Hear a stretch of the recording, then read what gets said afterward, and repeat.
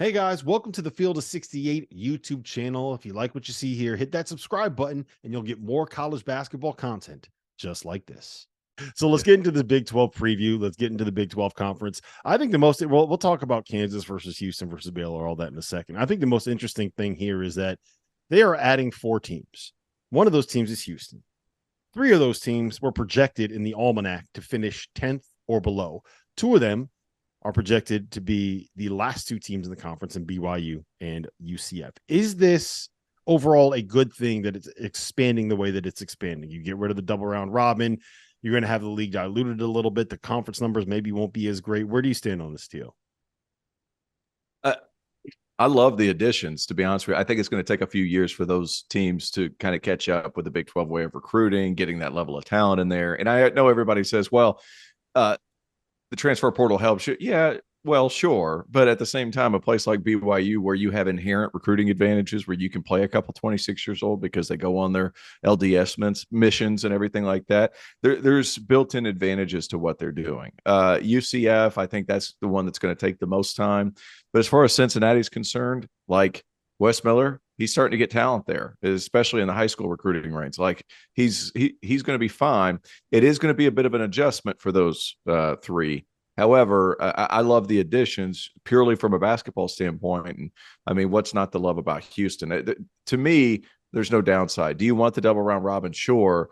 And I'm not sure this is necessarily a bad thing, because I feel like the Big 12 over the last couple of years, with only having 10 teams and the round robin and all of that, like it kind of made it impossible to not include them. So for the rest of college basketball, I think it's a good thing.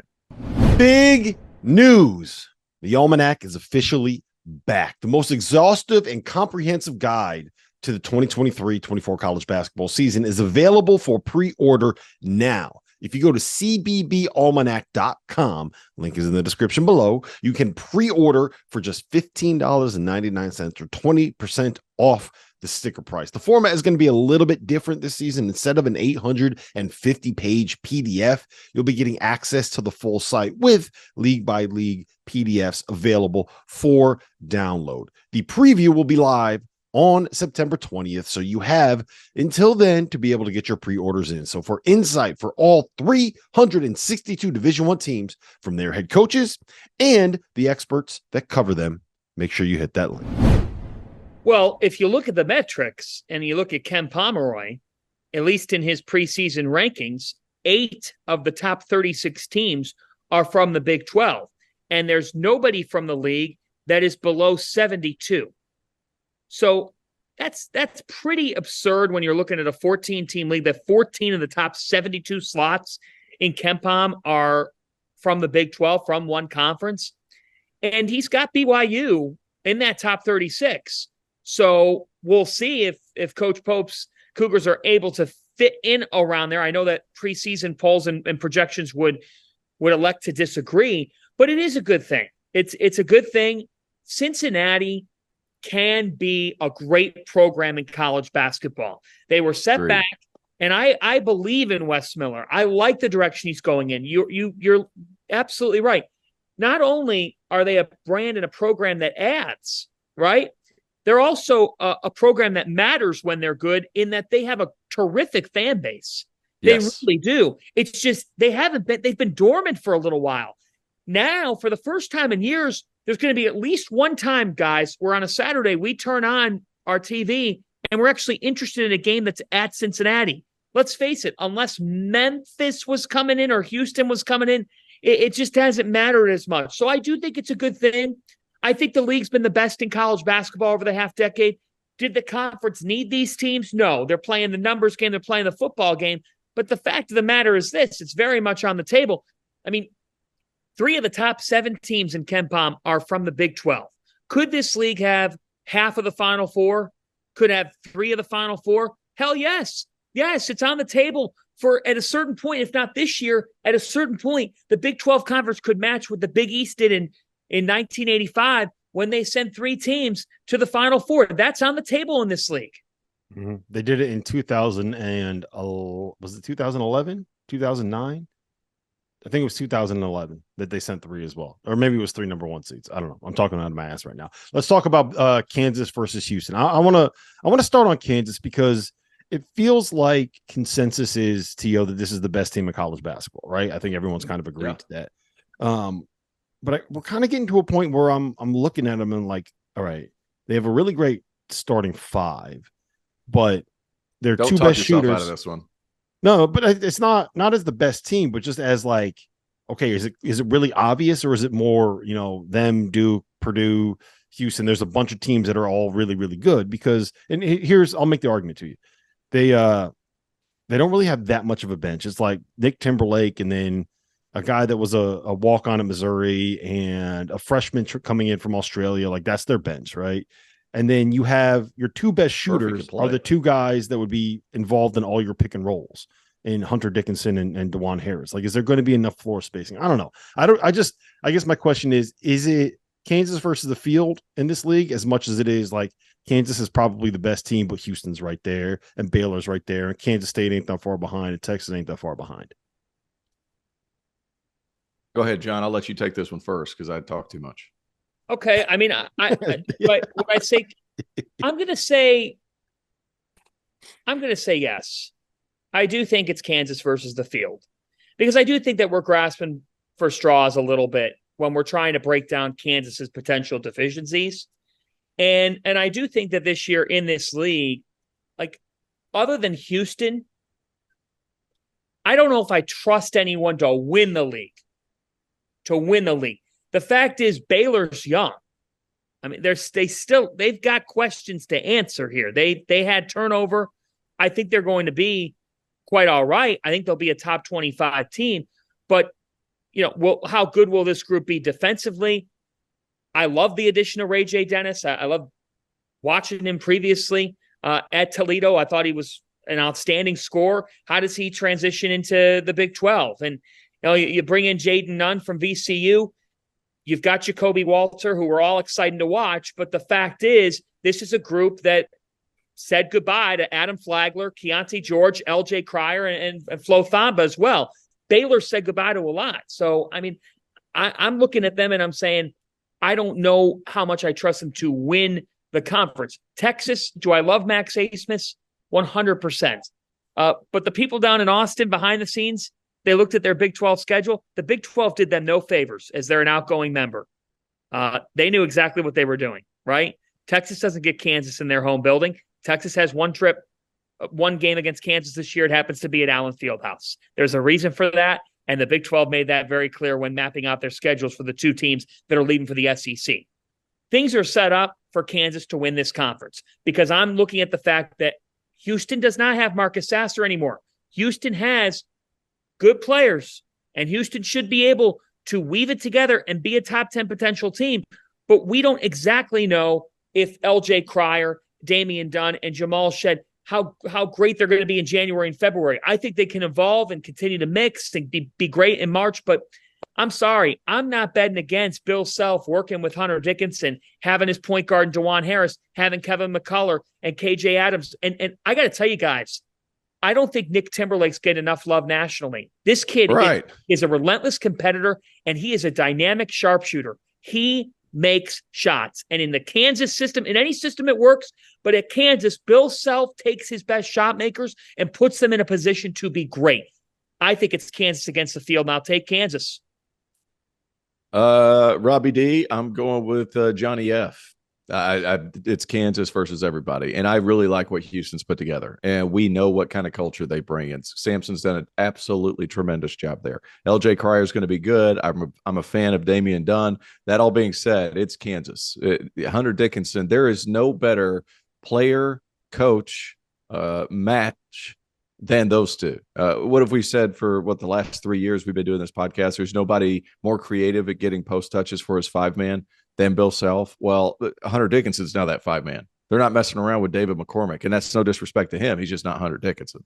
So it's like they're going to be able to score almost at will at times with that size advantage, and there's enough back there behind them to where you don't need but 7 or 8 guys if you stay healthy.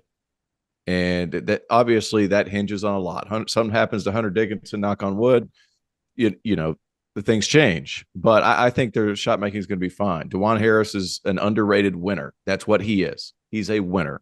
That's all he does. It's all he's ever done is win. So I'm a massive fan of his. Kevin McCullough, if he improves a little bit, great news. Also a terrific defender. They have what they need, and you just can't bet against Bill Self. And he seemed, whenever you guys did an interview with him, I want to say over the summer, Rob, you and Jeff, like he seemed, I'm not going to say the words reinvigorated because his passion never really waned, it seemed like, but coming back from what happened at the NCAA tournament, listening to his voice as he was talking about the upcoming season, I'm picking Kansas against everybody else. Yeah, he definitely is out to prove something. Pick the field.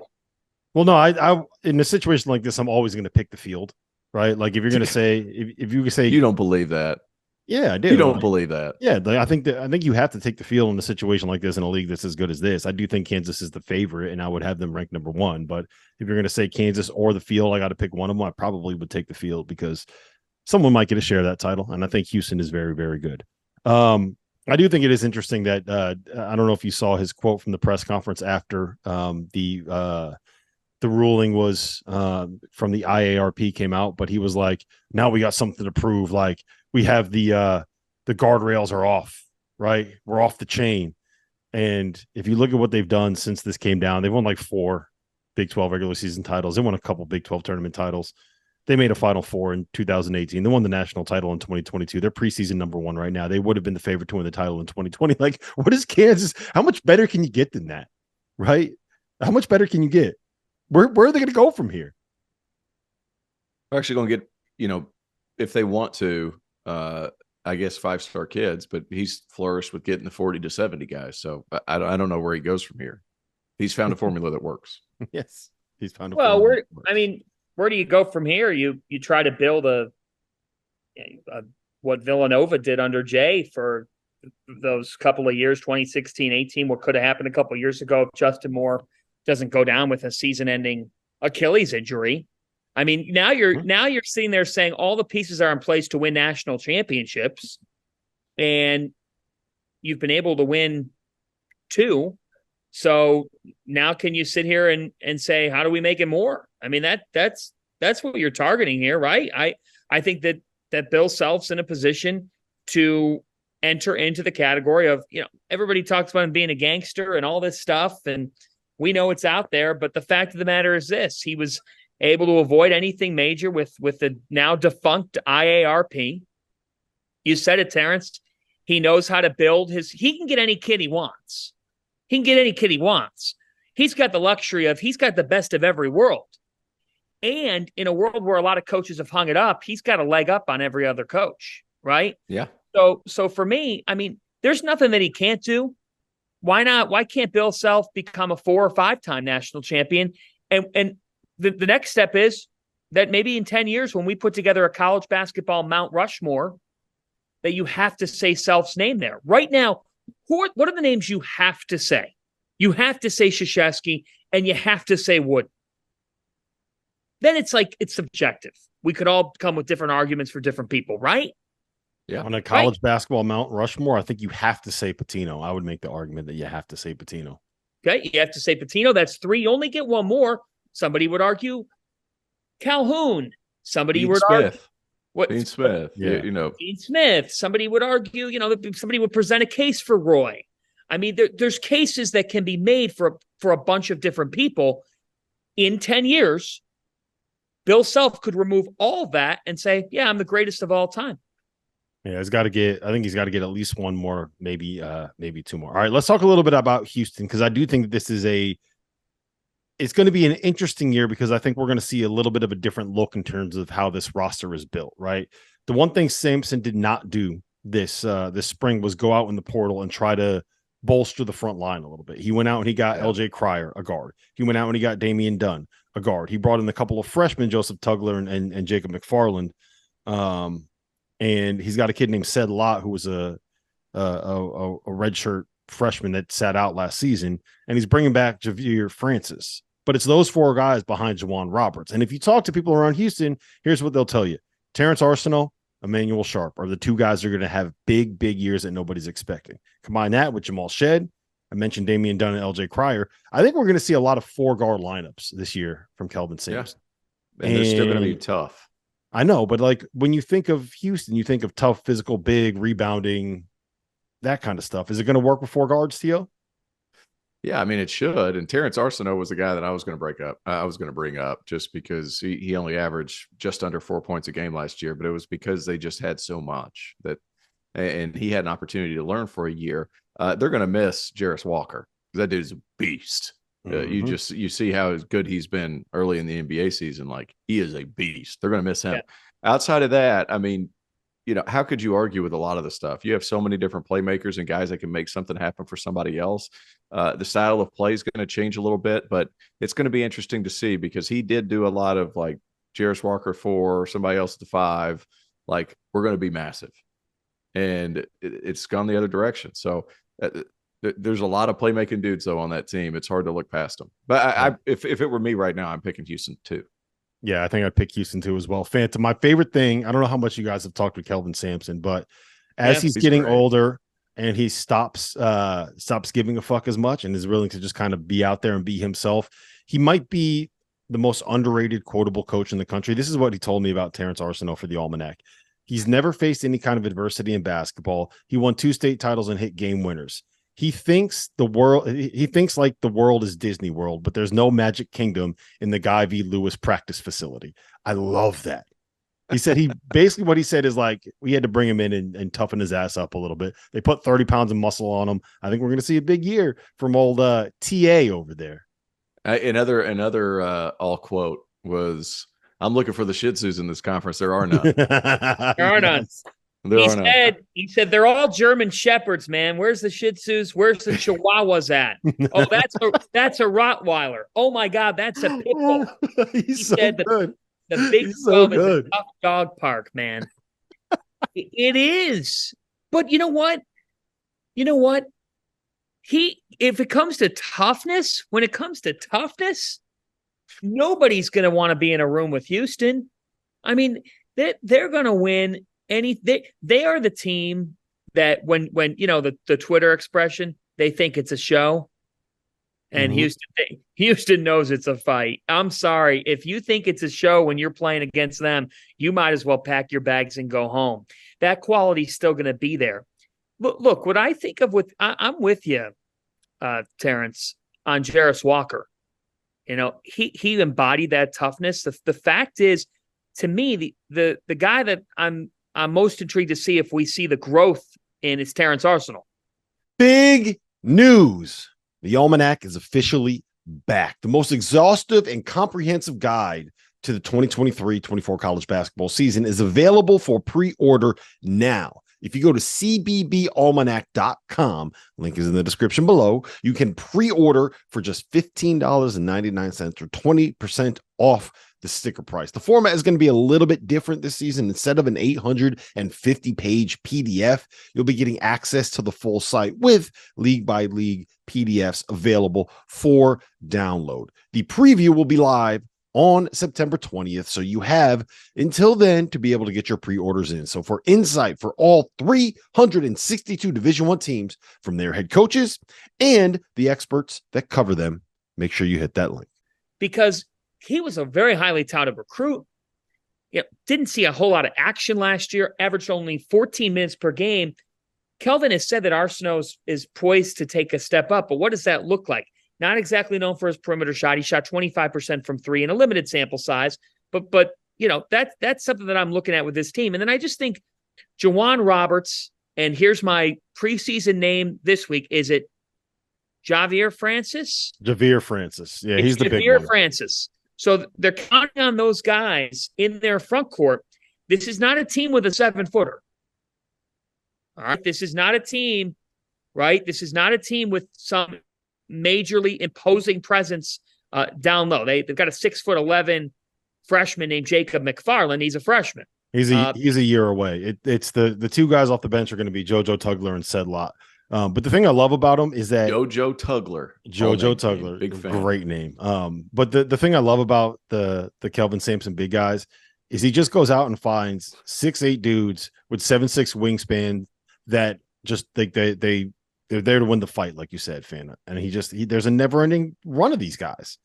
The biggest thing for me is not Jamal Shed, LJ Cryer, Damian Dunn being able to score. I mean, you're talking about a trio of guys that can average over 40 points per game together, right? The question is, like you said, they built the roster a little bit differently. Will that backcourt be able to maintain this hard-nosed defensive tenacity that we've seen from Houston teams in the last 4 or 5 years? I think they will, simply because I think at Houston it's a non-negotiable, right? Like if you don't play that way, then your ass is gonna be on the bench. It's like a bar cover. Yep. You got to pay the tab to get in. That's what Houston is. All right, I got a take for you guys. Tell me if you think that this is hot or not. Most polls have Baylor ranked somewhere in like the 18 to 22 range, right? I would make the argument that Baylor right now is the most undervalued national title contender that there is in terms of what the public opinion is. And here's why. If you look at what made Baylor great from 2020 until 2022, it's that they always had a very good they were really good offensively. They had great guards. They spaced the floor. They could create. And they combined that with having an elite defense. They couldn't guard anybody last year. They had 3 little guys in the backcourt that didn't really want to do anything. This year, you had Jaden Nunn, a dog from VCU. You had Jakobe Walter, who's 6'5" and long and is a good defender. You had Rayj Dennis, who can guard, but I think is going to be is a lot more talented. Like everyone's talking about Tylor Perry, Max Asmus transferring in. I think Rayj Dennis is in the conversation for the best offensive dog. Yes, addition at the point guard spot. Jalen Bridges, we saw his breakout late last year. I think that Baylor is going to be really, really good because they're going to be really good offensively, and I think they're going to take a big step up on the defensive end. I love this group, Fanta. I really like them, and you just said it. Defensively last year was not the Baylor that we've become accustomed to seeing. You know, they went into the NCAA tournament, and Creighton really just picked them apart. And that was a great Creighton team, but that was part of the theme last year. They could never fully settle in defensively. And I think that they've now got a group that's going to be able to perform at that level. For them to have Jalen Bridges and Everyday Jonathan Chamois Chachua still in the picture. They've got guys who understand what Scott Drew's about, what the program's about, and they're going to be settled in the front court. It's by every single account, I have heard Jakobe Walter is a dog. Really just good. Tough, hard-nosed player who's beyond his years. I'm not going to tell you lies on this spot. I have not watched him play in person. I know that Terrance Oglesby has, but somebody said this to me at Peach Jam that Walter is the epitome of a Scott Drew recruit. So when you bring in that caliber of a player, right, who is in line to hear his name called next June, this is a team that when you combine the guys that they've brought in the backcourt in Rayj Dennis and Jaden Nunn, I mean, when you need a bucket, Rayj is going to be there for you. So veteran coach, veteran front court, it's out to prove something. Unbelievable freshman talent, and you hit it nicely in the transfer portal. Yes, is Baylor getting undervalued? Without question. Mm-hmm. No, I agree. I agree for all intents and purposes for what you said. I think another thing is having Rayj Dennis, who's been extremely successful in college. You kind of have that go-to scorer early in the season. And then as we've seen in recent years, you have to have this blend of older talent with young super talent. And I would throw Jakobe Walter in there. Myro Little's a very, very good player.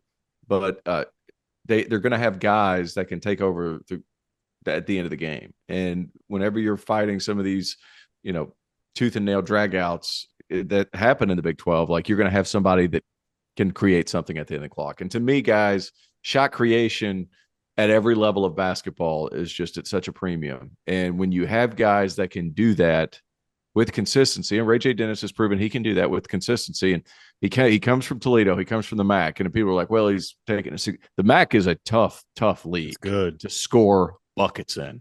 And Yeah, the fact that he averaged almost 20 a game in the MAC. Let me put this into context. It's not changing. Let me put that into context real quick. Look at the numbers that Amani Bates put up in the MAC last year. Look at the numbers that rayj Dennis put up in the MAC last year, and look at what Amani Bates is doing right now with the Cavs. All right, just use that as context for what rayj Dennis averaged 19.5 and 5.8 assists on like 48% shooting from the field and 36% shooting from three. Dude's a ball on a Toledo team that was really freaking good. Really good. Yeah. So having a guy that can create at the end of the clock with consistency is huge. And then as Jakobe Walter gets more comfortable, that gives you two guys to go along with everything that Fanta said defensively. And Jalen Bridges coming back and being a piece, and Chenwa Chachua coming back. How long's he been in college? Feels like forever. It's like him having a season. Having a season of health. There's so much to like, and you just don't bet against Scott Drew. And then now he's got the bodies and the athletes to play defense like he wants to. They're going to be really tough. Yeah, two things I'll say. One is Eve Missy, the freshman from Prolific Prep. The Prolific Pep is going to be a good player. Then Myro Little he didn't get there until late. I think he got there in August because he was playing with his national team. So he's another guy that like is going to give you a boost late in the season. And hopefully Langston Love will be able to have an impact this year. He was a little banged up this offseason. So when he gets back healthy, then that will be a nice little bump as well. Myro Little, another Finnish person coming over. You love those Scandinavians, T.O. That I do. Sure. Finnish kids are tough too, man. Oof, right. A lot tougher than Norwegians. I do think that two of the more interesting storylines are going to end up being Kansas State and Texas, right? And I'm curious where you guys stand on these two teams, because I think they are very, very similar in the sense that Jerome Tang and Rodney Terry both, I think it's fair to say, outperformed expectations in what was effectively both of their first seasons as head coaches at those two programs. Both of them are bringing in mid-major All-American point guards and Max Asmus and Tylor Perry. And both of them have a couple of players on their rosters, and a Dillon Mitchell and Arthur Kaluma, nae'qwan Tomlin, players like that, who we're all expecting to kind of take a leap and can be kind of, if you want to talk about like national X factors or whatever, I think you put those guys in those conversations. So if you're betting TO's Bally Sports salary on this, Fanta, who is going to be better this season, Kansas State or Texas, and why? Wow, that's a hell of a question. I'm going to go with Kansas State. I think that Tylor Perry and Arthur Kaluma are going to be able to step up to the plate and keep the winning going. Obviously, what Kaluma was part of last year at Creighton, I think that only translates. Perry comes from a winning program in North Texas. nae'qwan Tomlin is one of my favorite players in college basketball because his motor is relentless, and he's a guy that yes, his stats show up, but he does so much more than just his stats. His stats will be louder this year too. They're going to be louder. This to me, I understand the whole take about year one outperforming, but I just think there's a little bit more depth and a little bit more known in the Little Apple than there is at Texas. And it's not to say that I don't like the way that Texas could play. And I don't like the Texas potential, but guys, Marquise Noel was unbelievable, but Texas lost Marcus Carr, Sir'Jabari Rice, who, if you look at Sir'Jabari Rice over the last month of last season, he was a starter. He was absolutely phenomenal for Texas. Timmy Allen, Christian Bishop. I mean, they had a solid offseason. To me, if Dillon Mitchell can play to the level that he was recorded to be capable of heading into college, then my answer would change. But I just don't know if I trust Dillon enough on the offensive end of the floor yet to say that. And so it's for that reason that I like the nucleus of Perry, Kaluma, Tomlin, and the energy surrounding that program, the way they play and what Tang did in a full year one. At the end of the day, I mean, I'm just being honest here. Yeah, he did it with guys that he was within the program, but Jerome had a full year there, rode out the journey. to me, Rodney took over in a situation. It's not to put any blame against Rodney. I want to make that very clear or discredit him. But those were old dudes at Texas that just took a horrible situation and tried to make it something positive for them. For that reason, I like the nucleus at Kansas State a little bit more. I'm going with the Wildcats.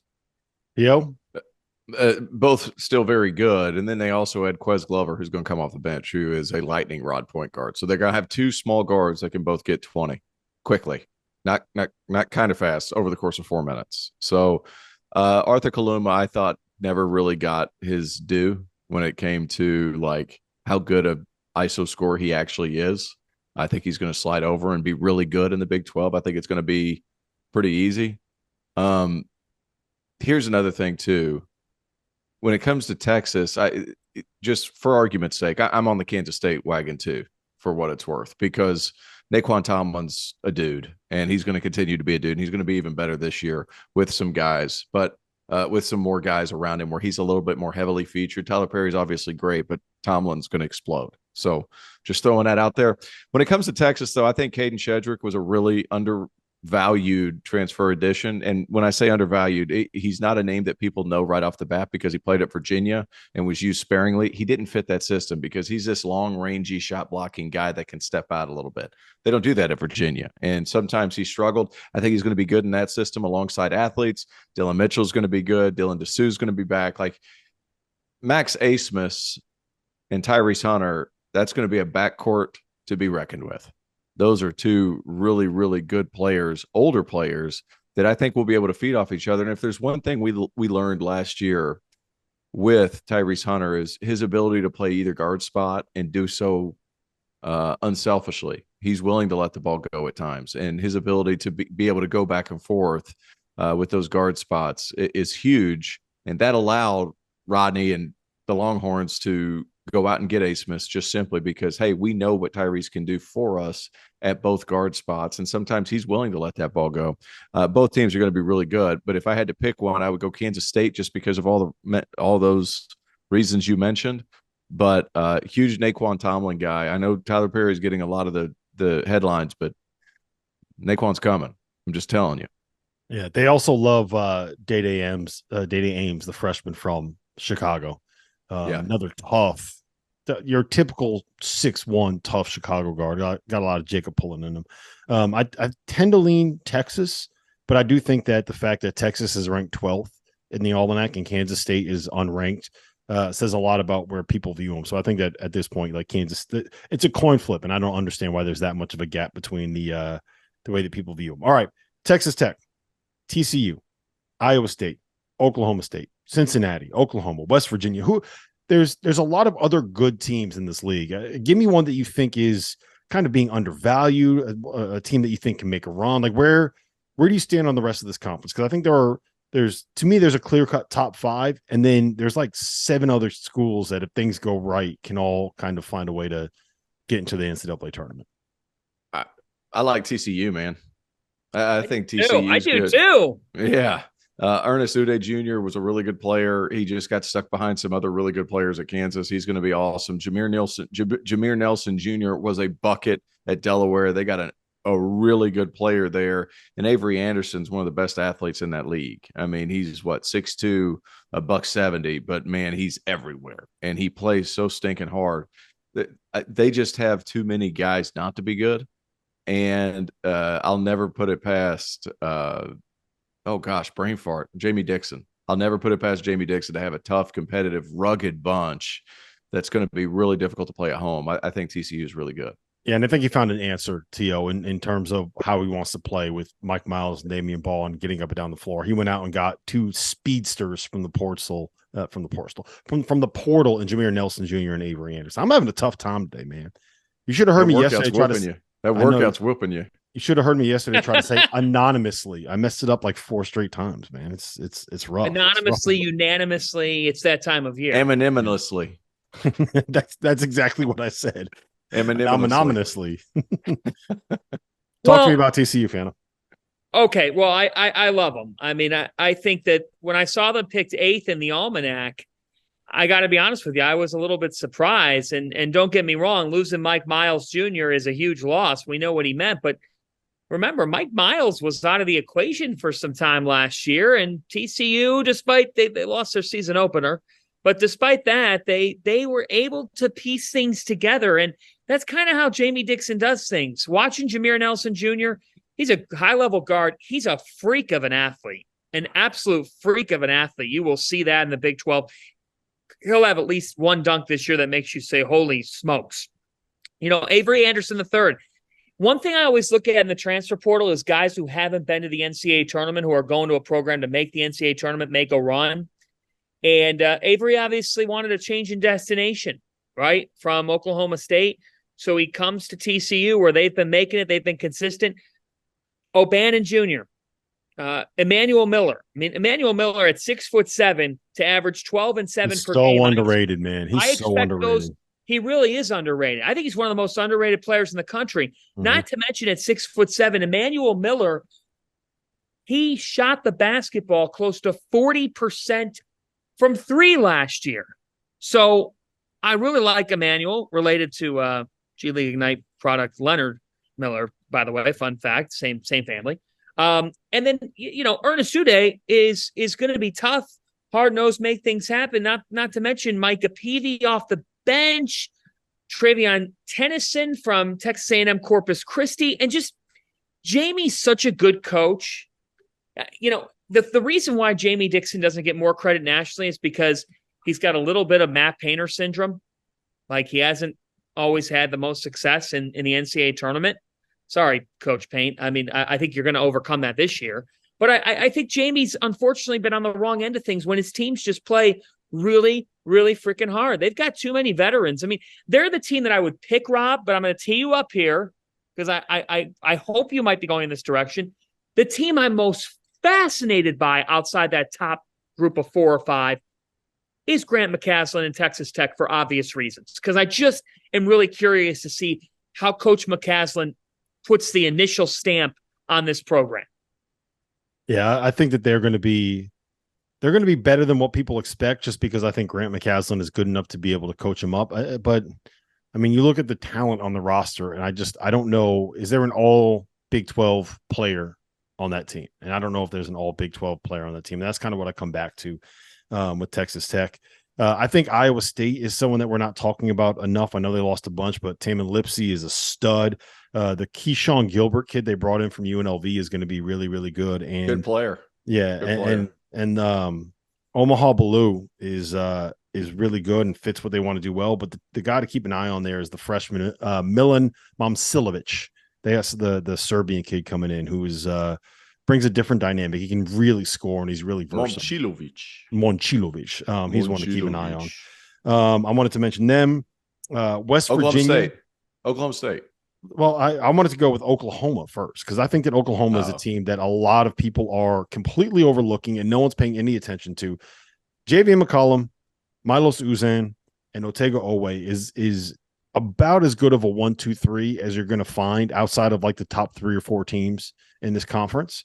And I mean, look at the numbers that Uzan put up over the last 2 months of last season, right? J.V. McCollum is a speedster. I think that if you take into the idea that Oklahoma put together a roster where they prioritize nothing but shooting and athleticism and speed this offseason, I think they're going to play a little bit of a different style than they did last year, and 2, I think we're going to see a lot more talent. I mean, the Suarez. I think J.V. McCollum's in for a rude awakening. You think so? Yeah, I saw him a couple times last year. He's a good player. Don't get me wrong, but he's a $145 soaking wet. That is not the league to be small. That is not the league to be small. So how do you feel about Max Asmus then? That's where I come back to. Yeah, but he's old and he's done it. And when you're averaging 30, that's different. When you're averaging 15 at Siena, that's different. When you've scored 2,562 points. What are you saying? That J.V. McCollum didn't play in the Elite Eight? Is that what you're saying? Is that what you're saying, Theo? What are you insinuating? What I'm saying. That's what I'm saying. Okay. Also Oklahoma State, I got to throw this out there. They had a really good freshman class. Jamiron Kelly's a bull. Brandon Garrison was ranked highly. So was Eric Daly Jr. This kid, Justin McBride, was so much fun to watch at the Peach Jam. He's not the most athletic dude. He's not the most explosive guy. He just finds ways to score. He played with Liam McNeely on that Drive Nation team 2 years ago. Whew. He is a good player. They're going to love having him. Oklahoma State beat Kansas for him. So, like, good player. And, hey, Javon Small. Yes, that's what I was about to say. Transfers in from East Carolina. The last time somebody transferred in from East Carolina and played the point guard position would be Tristan effing Newton and the Connecticut Huskies. Yeah, Javon Small is going to be very, very, very good. He's someone that I think is not East getting Carolina feeder school. No, but Javon Small, he averaged 16, 5, and 5.5 assists and shot 40% from the floor and 33% from play. He's very, very and he good. should help Oklahoma State be better offensively. Yes, which is something that's needed. Yeah, and well, they turned over their whole roster too. I mean, yeah, they kept Bryce. And to your point, John, they needed to because of that. Yeah, I think that the Bryce Thompson and Javon Small together in their backcourt is going to be good.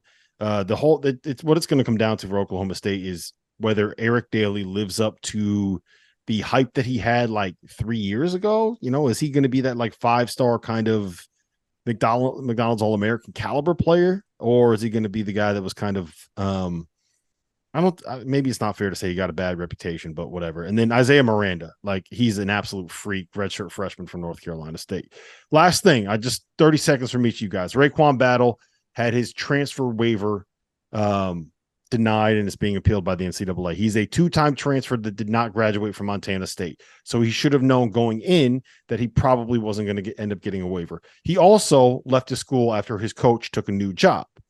Where do you guys stand on whether or not a player in that specific situation should be able to play? Because I fall on I can see either side of the argument here. Fanta, why don't you go first?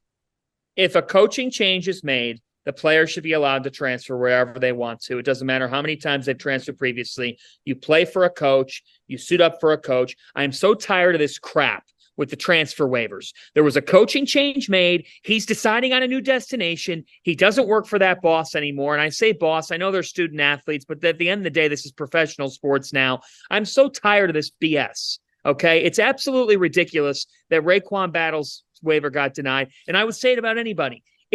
Again, for the third time, if a coaching change is made, you're allowed to go wherever the hell you want. You don't need me. I agree with Fanta. Yes, that's where I land on it as well. Listen, this has been the Big 12 preview, DTF Podcast, Field of 68. We're going to get into the SEC next week. We're going to try to calm Fanta down just a little bit. I don't need you. If you could see the V in the background, he is at the Villanova building. I don't need you breaking anything. I don't need Kyle Neptune getting mad at us. T.O.'s throwing water bottles all over the place. Bottles of wine behind me. No, crack it open. Listen, Field of 68, likes, rate, review, subscribe, do all those things that make us happy as podcasters. And we will see you guys again next week. 9 days, baby. 9 days. College basketball season. It's almost here.